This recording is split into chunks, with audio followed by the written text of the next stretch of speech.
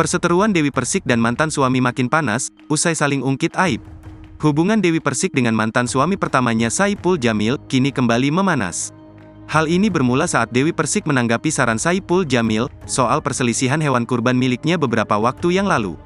Dewi Persik merasa tak terima mantan suami pertamanya itu memberikan saran, hingga mengungkit aib masa lalu mantannya tersebut. Hal tersebut ternyata membuat mantan suami pertama Dewi Persik itu sakit hati. Kekesalan mantan suami pertama Dewi Persik ini diungkapkannya saat tengah melakukan siaran langsung di TikTok.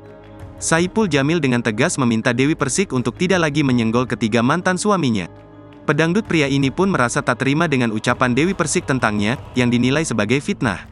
Pria berusia 42 tahun ini pun ikut-ikutan membeberkan aib masa lalu Dewi Persik.